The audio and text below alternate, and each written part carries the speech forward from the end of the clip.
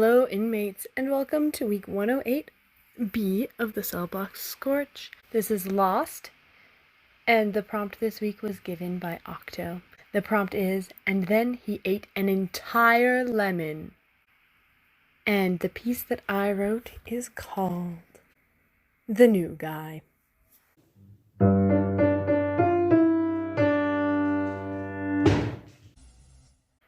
Hey, Thariel, have you met the new kid yet? No, I haven't had the pleasure. I've heard he's a riot, though. He really is. I was in the human world with him this week, and I introduced him to fruits.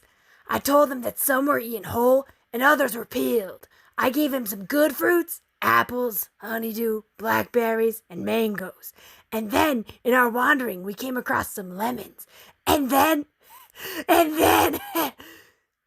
The story was interrupted by his own laughter. In between guffaws, he finished saying, And then he ate an entire lemon. It was the funniest thing I've ever seen. By the time he finished telling the story, he was bent over with hands on his knees, wheezing for breath. Tharia looked at him with a faint smile playing at his lips. The new kid was going to be fun.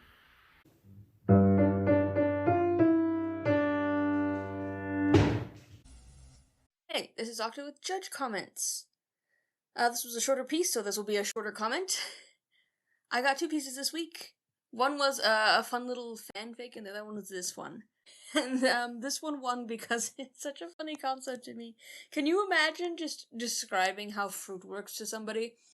And they're like, of course, I understand. And then they pick up the one fruit in, most of the world that you cannot apply these rules to in a good way. Just like, oh no, he ate the whole lemon. He thought he knew how it worked, but he didn't. It's so sad. But that's how it goes. Poor guy. It's like a hazing ritual. Goodness. But yes, that's all I have to think about that. So, Octo out. Keep that fire burning.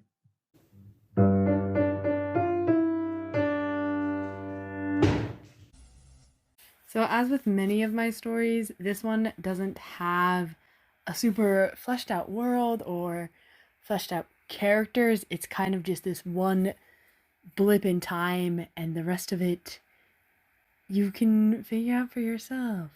Or if I ever came back to it later, I would have that freedom and ability to kind of expand upon it however I wanted.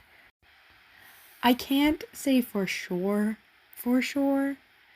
but I am almost positive that part of the inspiration for Thariel and the other speaker who is not named are the Shinigami from Death Note, specifically Ryuk, but kind of all of them in general, how they interact with the human world and how they kind of just look down on it, but then they're there and interacting with it, but they're not used to the human world, and so I'm pretty positive that that was an inspiration in kind of these higher otherworldly beings interacting with the human world in ways that maybe you wouldn't expect.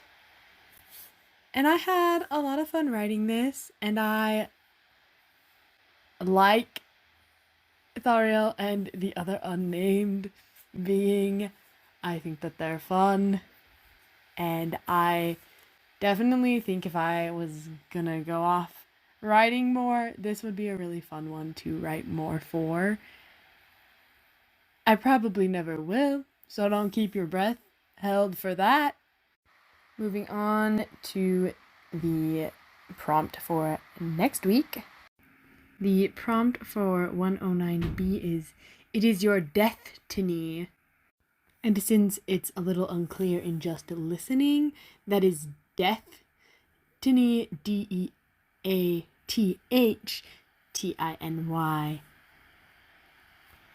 And Bones was the winner for that one, so you can look forward to that. And until next time, keep those fires burning.